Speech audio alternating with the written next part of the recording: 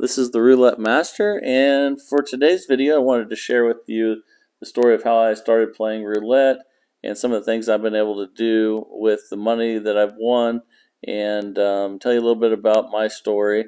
And this is due to a question I just got emailed from a subscriber who was asking me how I got started, some of the things I've been able to do, and to share with them kind of my journey on this.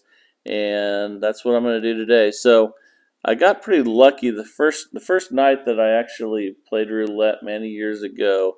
I got pretty lucky, and I had saw something about martingale, and I actually only had $500 that first time that I played, and I started with $25 bets, which is way too high for a $500 startup fund. But I got lucky the first night, and I won another 500, so I ended up with 1,000. And after that first night, I went ahead and did some more research on roulette, and saw that someone was using a system where it actually started lower and didn't double every single time. And the system that I saw was actually starting with 10 and then going to 20 and then to 30, and then doubling from there. And that would require $1,000 startup, because you'd go 10, 20, 30, 60, 120, 240, 480. And then the other thing that that I started doing was only playing red and black and switching colors when you win. So I'll go ahead and demonstrate how I started at the very first, and then I'm going to keep telling you a little bit about how I did that first month, and where how it came from there. So in this instance, you'd start with red for $10. This is how I first started playing after the first night that I got really lucky, which built my first bankroll. And so if you lose, you would go to 20 and you'd stay on red. But after that first night, and I had my $1,000 bankroll, and then I started using this system, which you're seeing right here. You can see we're up 10 already, so we're going to switch to black for 10. I started winning about $200 a night. It was wintertime. I had a lot of free time on my hands because I'm a golf professional, and so I started playing every single night, winning around $200 to $250 a night. And then I would, once I got up that much, I would leave for the day and then just come back the next day. And let's put this bet down here though, because you see we lost at 10, so now we'd go to 20 on black.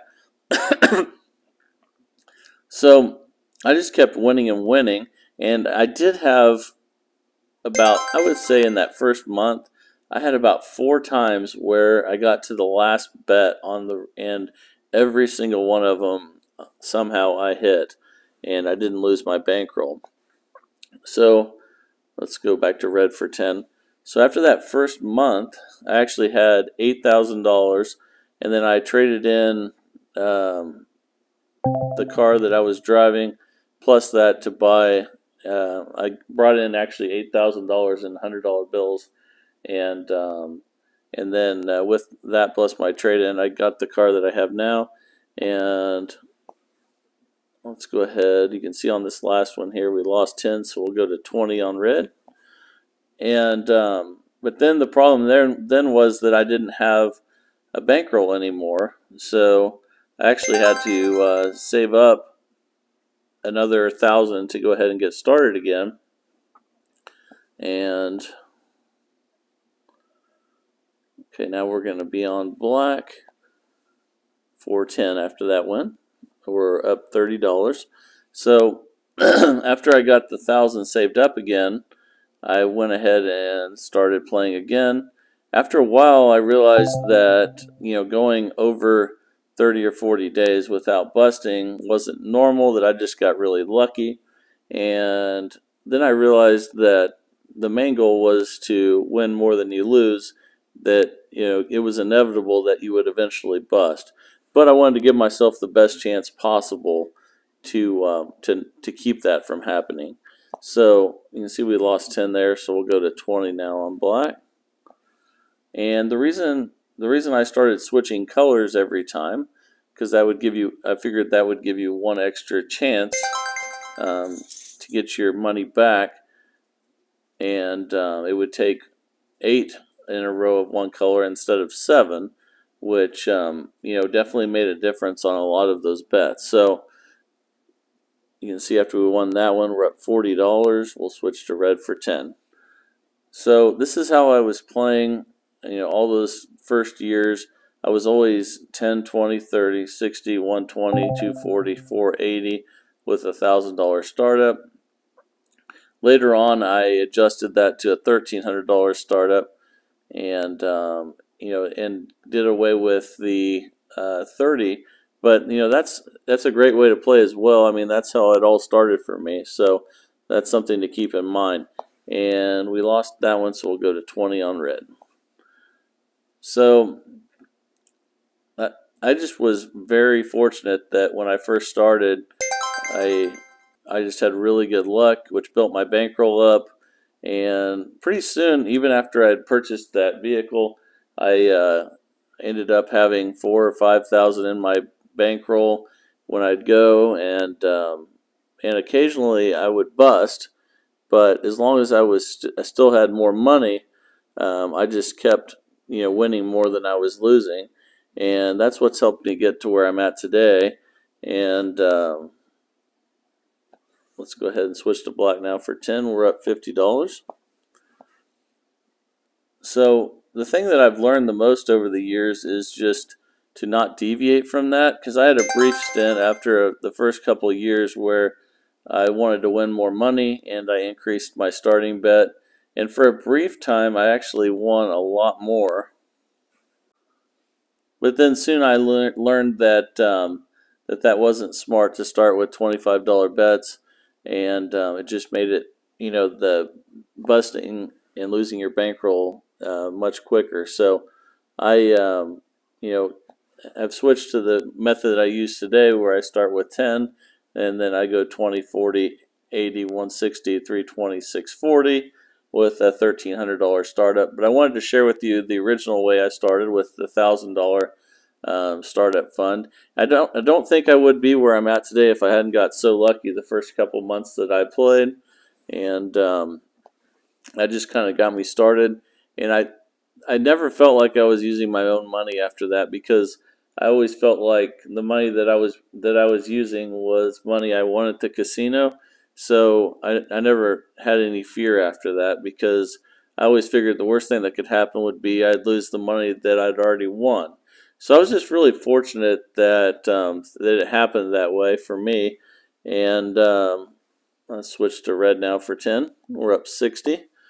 And I know it doesn't always start that way for everyone, because a lot of people might start out and start losing at the very beginning, and that would make it hard to keep going. I totally understand that, but the things that people do wrong are always the same, and greed definitely gets in there and can wreak havoc. Like I said, after a couple of years, I got a little greedy and increased my starting bets.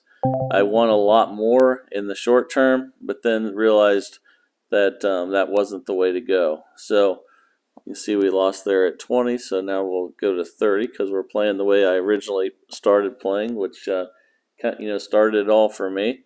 The 10, 20, 30, 60, 120, 240, 480 with a $1,000 startup. And okay, we won that one, so we'll switch to black for 10. We're up $60. And I hope that gives you guys something to think about. And truly, the reason that I have the large bankroll that I have today is because I learned early on that being strong, not deviating, and sticking with the system that works is the way to go. And you don't try to win it all back quickly when you do lose. You have to keep going at it with the same strategy, and you have to continue to use the plan that you brought in no matter what happens. So you keep going with it. No matter what happens, you don't deviate from the plan. The problem is most people in the casino, when they have a bad night, they throw everything out the window and they just say screw it. I'm gonna just start betting more until I get all this money back. The next thing you know, they've lost a ton of money. So that's the thing that I learned the most from playing. And I do wish that the tables were less busy. When I first started playing, it seemed like I always had maybe at the most 2 or 3 other people with me at the table. Now it seems like when I go to the casino, I have to wedge myself in between people because all the tables are full all the time, and which makes it a little bit not as much fun, but I still enjoy it. And the other thing that drives me crazy is that the people that put chips on every single number, and it takes forever to clean them off, and slows down the whole process, which I'm sure you can figure out that. And we're putting a $30 bet down here after the 10 and the 20 loss. But repetitions and how fast the repetitions occur means a lot to this system. So really important. You definitely want to find a table that has less players if you can. And I always search for I always search for the ones that have the least amount of people for that reason. And then if someone sits down that really slows down the game, I'll move to a different table if I can. So you can see we lost 30 there. Now we're going to 60. And like I said, that first month I won on the 1,000 or on the 480 bet, which would have it lost me 1,000 if I had lost it, and just was very fortunate. But I still believe that this is the best way to play. Although I have modified this to play like a pro now, so that instead of switching colors like I did originally, which made it takes 8 in a row for me to lose instead of 7, then Play Like a Pro added one more to that by waiting for 2 opposites. And if you guys haven't seen that video, I have lots of videos on Play Like a Pro that you can find on my channel, and that's what I use most of the time now. So we won on that one, so we'll switch back to 10 on black. We're up $90.